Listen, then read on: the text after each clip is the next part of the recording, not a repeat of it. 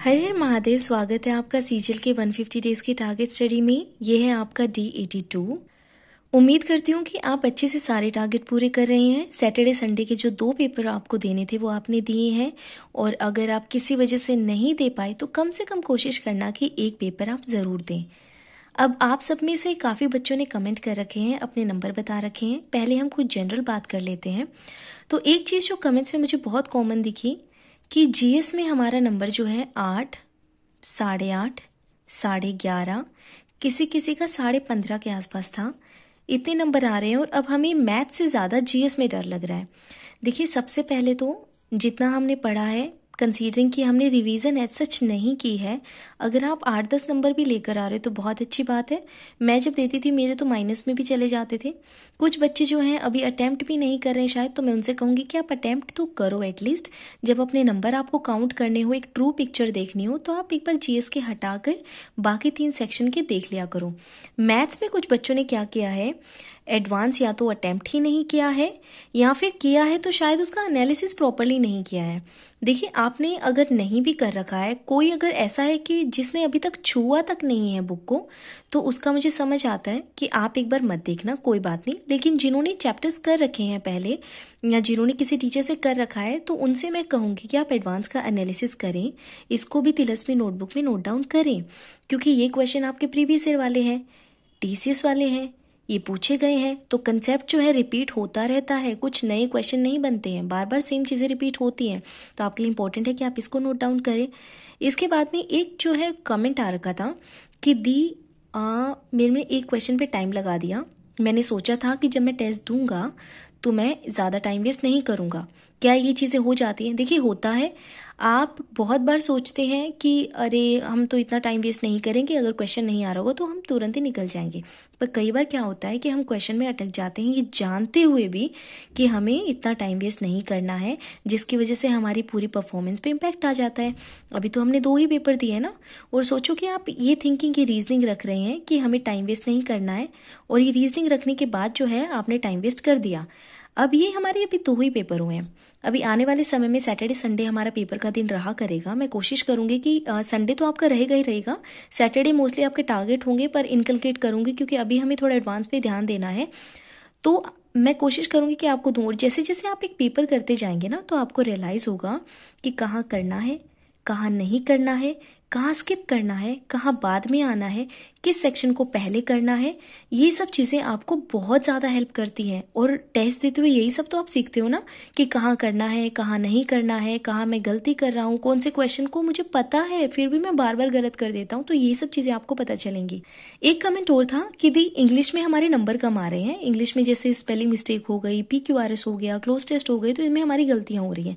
देखिए, अगर आपके इंग्लिश में जो है ना 30+ मार्क्स आ रहे हैं तो अच्छी बात है। कुछ बच्चों को मैंने देखा 25, 27 इस बैंड में भी नंबर आ रहे हैं, और उनको पता है कि उनसे सिली मिस्टेक हुई है। अगर ऐसा है कि आपको पता है कि आपसे सिली मिस्टेक हुई है, और अगर आप सिली मिस्टेक के नंबर जोड़ो तो आप 35+ हो जाते हो, तो अच्छी बात है, आपकी प्रिपरेशन बहुत बढ़िया है। बस विद टाइम, टेस्ट के साथ में, प्रैक्टिस के साथ में आपको सब चीज़ें समझ में आ जाएंगी। रही बात PQRS क्लोज टेस्ट कॉम्प्रिहेंशन वाले पार्ट की, तो डेली एडिटोरियल तो मैंने आपके लिए फिक्स कर दिया है। अब इसमें आप सीखते रहोगे साथ के साथ में। अब हम क्या करेंगे थोड़ी टाइम में, जैसे हम क्वेश्चन प्रैक्टिस करते हैं ना, तो इसमें आपका PQRS क्लोज टेस्ट कॉम्प्रिहेंशन सब प्रैक्टिस हो जाता है। एक बार थोड़ा सा रूटीन में आने के बाद में हम इन पे अलग से फिर से ध्यान देंगे। हमने कॉम्प्रिहेंशन के लिए एडिटोरियल तो किया है, स्पेसिफिक क्लास भी इनके लिए कर लेंगे ताकि आपको थोड़ा ईजी हो जाए। हर चीज को ना एक स्टेप के हिसाब से प्लान कर रखा है, तो आपको थोड़ा अकॉर्डिंगली चलना पड़ेगा, तभी आप चीजों को कर पाओगे। अब एक कमेंट और मेरे पास आ रखा था, वो भी जीके के रिगार्डिंग था। तो देखिए, जीके के लिए मैं आपसे एक बात कहूंगी। अभी जैसे हमने स्टैटिक में जो इंपॉर्टेंट वाले सेक्शन है वो हमने कर लिए हैं। साइंस पे अभी हम थोड़ा ध्यान दे रहे हैं, क्योंकि अभी जो मेंस हुआ है उसमें भी बहुत उटपटांग क्वेश्चन पूछे गए हैं। साइंस के बायो के स्पेसिफिकली पूछे गए हैं, और ऐसे क्वेश्चन पूछे गए हैं जो शायद नीट का बच्चा भी एक बार करते हुए सोचेगा कि ये क्वेश्चंस हैं क्या। तो देखिए, इन क्वेश्चंस में क्या होता है ना, अगर ऐसे क्वेश्चन एग्जाम में आते हैं तो इसका एडवांटेज मिलता है सबको नॉर्मलाइजेशन के थ्रू। आप सबके नंबर बढ़ जाएंगे। अगर नॉर्मलाइजेशन नहीं है किसी शिफ्ट में तो सबके नंबर बैलेंस हो जाएंगे। तो आप ऐसे क्वेश्चंस को देखकर घबराइए नहीं। आपको जिस सेक्शन पे जितना ध्यान देना है आपको उतना ही ध्यान देना है, और इसी सीक्वेंस में हमारी पढ़ाई चल रही है। साइंस में भी हमने पहले बायो को पिक करना है, इसके बाद में हम फिजिक्स करेंगे और फिर केमिस्ट्री करेंगे। जिस सीक्वेंस में आपसे क्वेश्चन पूछे जाने की उम्मीद है उसी सीक्वेंस में हम चीजें रखेंगे। तो ये हमारा हो गया। अब एक चीज और है, क्योंकि हमारे 82 डेज हो चुके हैं और अभी तक जो है हम अर्थमेटिक पे हैं। अब आप सोच रहे हो कि दी अभी तो हम अर्थमेटिक पे ही हैं, अभी तो हमें एडवांस करना है और एडवांस के चैप्टर तो काफी बड़े बड़े हैं। आपका कंसर्न बिल्कुल ठीक है। तो इसलिए जैसे हमारा रीजनिंग का कंप्लीट हो चुका है, इंग्लिश ऑलमोस्ट हमारा कंप्लीट हो चुका है, जीके हमारा लगभग कंप्लीट हो जाएगा, पर हम जो है जीके पे कॉम्प्रोमाइज नहीं कर सकते हैं, क्योंकि हम जो है स्टडी इस हिसाब से कर रहे हैं कि हम इस टारगेट सीरीज के बाद में अगर हमसे मेंस देने को भी कहेंगे तो हम मेंस दे देंगे और हमारा सिलेक्शन हो जाएगा। हमारी अप्रोच ऐसी है। तो टेस्ट जो है जीके में जो है हम थोड़ा सा उसके ऊपर ध्यान देंगे, जो टॉपिक्स बार बार पूछे जाते हैं, प्लस जो करंट के क्वेश्चंस हैं, जो करंट अफेयर की चीज़ें हैं वो हमने अभी तक छुई भी नहीं है, तो हमें वो सब चीज़ें भी करनी है और इस चीज़ को हमें प्रिपेयर करना है। यानी कि अभी हमारे 2 सेक्शन ऑलमोस्ट कवर हो चुके हैं। इन 2 सेक्शन को देखा जाए तो आपकी सारी सिली मिस्टेक काउंट भी कर दो तो आपके 200 में से 80 नंबर तो आराम से आ ही जाएंगे, सिर्फ इन 2 सेक्शन के बेसिस पे। और वो मैं तब कर रही हूँ जब आप बहुत धूम धड़क्के से नेगेटिव मार्किंग अपनी करवा रहे हो, सिली मिस्टेक्स आप कर रहे हो। इसके बाद में मैथ्स का जितना सिलेबस हमने कंप्लीट किया है, आपके मैथ्स में कम से कम जो है 20-25 नंबर तो आ ही जाने चाहिए। अगर एडवांस वाली चीजें हम छोड़ भी देते हैं तो कम से कम 20 नंबर तो आपके आने चाहिए। तो अगर मैं इसको भी जोड़ दूं तो आपके 100 नंबर बन गए हैं। लेकिन अगर फिर भी आपके नंबर 80 के आसपास हैं तो बहुत अच्छी बात है, 100 के आसपास है तो और भी अच्छी बात है।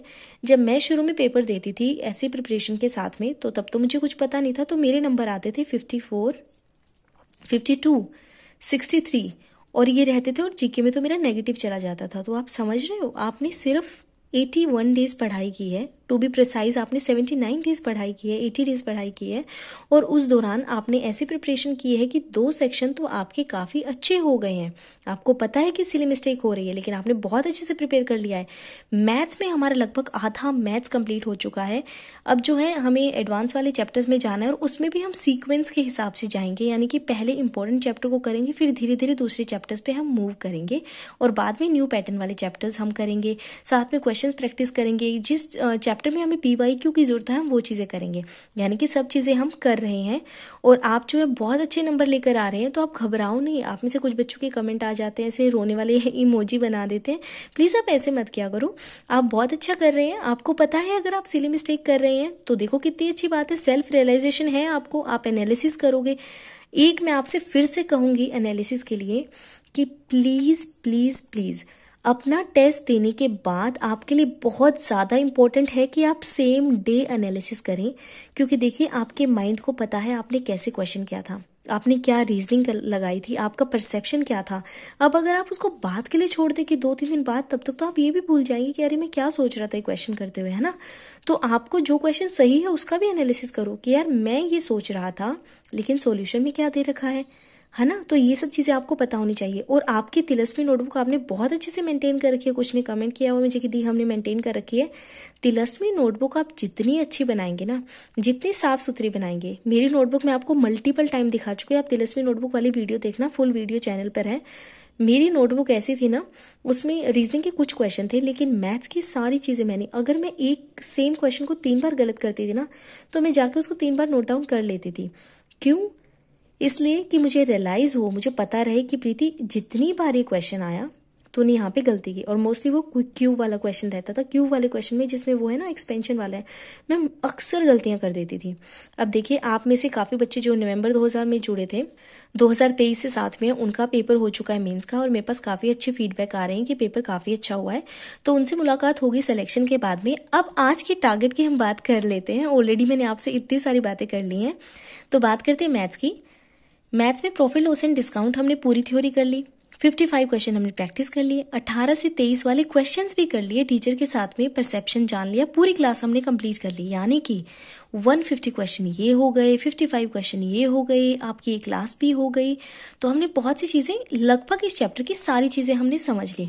लेकिन इस चैप्टर में एक पार्ट ऐसा है, एक कंसेप्ट ऐसा है जिससे क्वेश्चन आता ही आता है, जिसमें गलतियां होती है। वो क्या है? बेईमान दुकानदार। बेईमान दुकानदार पे क्वेश्चन आते ही आते हैं। तो आरबी सर की 1 घंटे की क्लास है। देखिए मुझे इनका समझ आ जाता था, आप में से काफ़ी बच्चों को समझ आ जाता है, लेकिन जिनको समझ नहीं आता है तो आप ऑल्टरनेट टीचर, जो आपको आपके प्रिय टीचर हैं, जिनसे आपको अच्छा लगता है, आप उनसे पढ़ लिया करो। पर आपको थोड़ा सा, मैं आपसे कहूँगी, फ्लेक्सिबल होना चाहिए। ऐसा नहीं होना चाहिए कि आप रिजिडिटी लेकर आएँ कि अरे हमें तो इससे ही समझ आता है, दूसरे टीचर से तो हम पढ़ ही नहीं सकते हैं। अब मैं इसमें ये बात नहीं कहूँगी, हो सकता है किसी किसी टीचर का स्टाइल पढ़ाने का समझ में नहीं आता है, पर सबका ऐसा हो जाए ये ज़रूरी नहीं है। तो आप थोड़ी फ्लेक्सिबिलिटी रखा करो, जहाँ से ज्ञान मिले ना इंसान को बटोर लेना चाहिए, अच्छे से सीख लेना चाहिए। तो मेरी तो इसी तरीके से पढ़ाई होती थी कि जो अच्छा पढ़ाता था, जिस चैप्टर को अच्छा पढ़ाता था, मैं उससे पढ़ लेती थी। और आरबी सर से मैंने काफ़ी चीज़ें की हैं। तो डिसऑनेस्ट सेलर की आप कर लेना, 1 घंटे की क्लास है, 20 क्वेश्चन आपको प्रैक्टिस करने हैं अपनी बुक से। ये जो क्लास है, अगर आपको लगता है तो आप गगन सर या अपने पसंद के टीचर से भी कर सकते हैं, जहाँ से आपको समझ में आए। 2 घंटे आपको यहाँ लग जाएंगे। इसके बाद में इस चैप्टर के जो है हम एक क्लास और करेंगे, वो मैं आपको कल बताऊंगी। और उसके बाद में हम इसका टेस्ट देंगे। तो आपको साथ के साथ थोड़ा सा जो है रिविजन अपनी रखनी है। रीजनिंग में सेक्शनल टेस्ट हम दे रहे हैं ना, CHSL 2023 वाले सेक्शनल टेस्ट आपको देना है 23, 24, 25, 26। 4 सेक्शनल टेस्ट देने हैं, एक पेपर देना, एनालिसिस करना, फिर दूसरे पर जाना। ये बात मैं हर बार रिपीट करती हूँ और बार बार रिपीट करती रहूँगी जब तक ये सीरीज चलती रहेगी। तो आपको सुनना पड़ेगा कि जब आप एक टेस्ट देंगे, फिर एनालिसिस करेंगे, फिर दूसरे टेस्ट पे आपको जाना है। 100 क्वेश्चन, एनालिसिस, नोटबुक, और ध्यान से इसको समझना है। 1.5 घंटा आपको यहाँ लग जाएगा। इंग्लिश में कॉम्प्रीहेंशन में श्रीकांत सर से हमने एडिटोरियल कंप्लीट कर लिया है। एक तरीके से देखा जाए तो कॉम्प्रीहेंशन का पार्ट हमारा कंप्लीट हो गया है। बस कुछ स्पेसिफिक क्लास है जो हमें देखनी है, उनको मैं बाद में इनकलकेट करूंगी, वो आपको धीरे धीरे पता चलेगा। अब आपको आज निमिषा मैम के साथ में जो है 15 जनवरी वाला एडिटोरियल करना है। वो कैब आपको रानी मैम के साथ में अब करनी है। देखिए वो कैब हम 10-10-10 का सेट तो कर रहे थे। जिन बच्चों ने नोट्स वाली मेंबरशिप ली थी उनके पास मैंने PDF भी दी थी, वो PDF से वो कैब करते हैं। उस PDF में जैसे आपको एक वर्ड दे दिया, उसको हिंदी में कैसे प्रोनाउंस करेंगे, सेंटेंस में कैसा यूज होगा, इस तरीके से यूज करके बता रखा था। वो काफी हेल्पफुल हो जाती है। तो जिन्होंने नोट्स वाली सब्सक्रिप्शन लिया था उनके पास ये PDFs होंगी।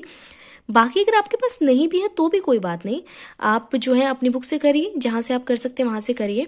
अब हम क्या कर रहे हैं, अब आपको उस वर्ड वाली को छोड़ देना है एक बार के लिए, उसको आप साइड में रख देना।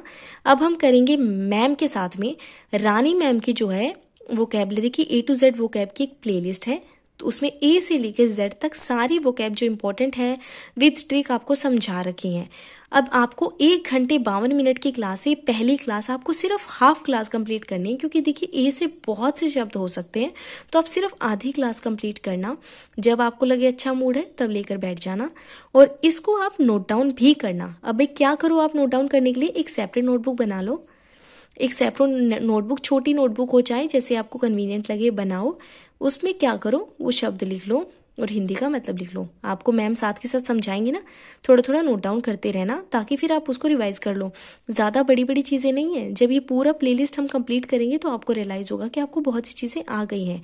और उसके बाद में 10 वन वर्ड सब्स्टिट्यूशन और इडियम फ्रेजेस अपनी बुक से ही कंटिन्यू करो, जहां से आप करते थे।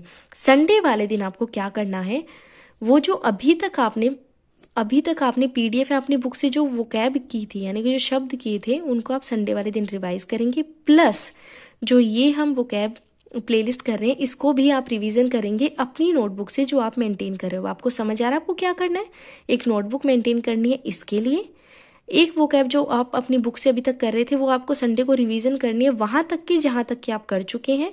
10 और 10 का सेट ये आपको कंटिन्यू रखना है अपनी बुक से। और टेस्ट में क्या देना है, CHSL 2023 के सेक्शनल टेस्ट 11 और 12, 50 क्वेश्चन मिक्स प्रैक्टिस के लिए। एनालिसिस करना, ध्यान से समझना, और 2.5 घंटे में आपका टारगेट लगभग पूरा हो जाएगा। जीके में बायो कर रहे हैं हम, 12 वीडियो वाली प्लेलिस्ट है हमारी। तो टॉपिक आज हमारा रहेगा diversity in living organism. 33 minute की क्लास है, इसको कंप्लीट करना। CHSL 2023 का सेक्शनल टेस्ट 4 और 5 करना, 50 क्वेश्चन विद एनालिसिस, 1.5 घंटा आपको यहाँ लग जाएगा। कैलकुलेशन में रेमो सर के साथ में पार्ट 18 वाली वीडियो आपको करनी है, comparison of fractions. This is very important. ये फ्रैक्शन वाली जितनी भी क्लासेस हैं कैलकुलेशन की, इनको ध्यान में रखना। और अगर आप ये सोचोगे कि अरे हमने तो ट्रिक सीख ली है, अब हम एग्जाम में ट्रिक लगा लेंगे, तो ऐसा कभी भी नहीं होगा। आप कभी भी ट्रिक नहीं लगा पाओगे एग्जाम में, अनटिल एंड अनलेस आप प्रैक्टिस करोगे तब। जब तक आप खुद से प्रैक्टिस नहीं करोगे तो आप जो है 33 1/3% को 1/3% भी लिखने में कॉन्फिडेंट फील नहीं करोगे। ये आपको सिर्फ और सिर्फ प्रैक्टिस से आएगा, और वो प्रैक्टिस हम सफिशिएंट करेंगे और कर भी रहे हैं। तो आप उसके लिए मत घबराना। ये 1 घंटे 20 मिनट की क्लास है, 1.5 घंटा आपको यहाँ पे लग जाएगा। पूरा टारगेट आपका 9 घंटे का है। कोई भी डाउट या प्रॉब्लम है आप कमेंट्स में बताना। कुछ बच्चों ने काफ़ी अच्छे नंबर लाए हैं, कुछ बच्चों ने काफ़ी प्रोग्रेस की है, उनके मेरे पास कमेंट भी आए हैं, कुछ बच्चों के मेल भी आए हैं कि दी हमारे तो इतने नंबर नहीं आते थे, आपके टारगेट के साथ में अब हमारे इतने नंबर आ रहे हैं। तो मुझे ऐसे कमेंट पढ़ के बहुत अच्छा लगता है। एज ए गाइड मैं आपकी हेल्प कर रही हूँ। जो जो चीज़ें मुझे जाननी थी और मुझे कोई नहीं बता पाया, मैं पूरी कोशिश करती हूँ कि मैं आपको बताऊं, एक सेट पाथ आपके लिए सेट कर दूं कि इतने पे चलो, इसके बाहर मत जाना। क्योंकि अक्सर क्या होता है ना, ऐसी पढ़ाई में हम यहाँ वहाँ भटक भटक कर जिस रास्ते पे हमें रहना होता है उससे हम भटक जाते हैं, वहां पर हम नहीं चल पाते। तो मेरा काम यही है कि मैं आपको बिल्कुल सटीक रखूं कि आपको कहाँ क्या और कितना पढ़ना है, बस इसके बाहर आपको कुछ भी नहीं करना है। अगर आपको कोई भी प्रॉब्लम है, कोई ऐसी प्रॉब्लम है जो आप कमेंट्स में नहीं बता सकते, तो डिस्क्रिप्शन में मेल आईडी है, आप मुझे मेल करके बताओ। मैं जैसे ही मुझे समय मिलेगा, अभी मेरी ट्रेनिंग चल रही है तो सुबह से शाम प्लस फ्राइडे को हर फ्राइडे मेरा एग्जाम होता है, तो थोड़ा बिजी हो रहा है। लेकिन फिर भी मैं कोशिश करती हूँ कि आप सबके रिप्लाई का मैं आंसर करूँ, आप सबकी हेल्प करूँ। बाकी आप अपनी प्रॉब्लम मुझे ज़रूर बताना। आज की वीडियो ऑलरेडी काफ़ी लंबी हो गई है, तो अपना ध्यान रखना, अच्छे से पढ़ते रहिए। हर हर महादेव।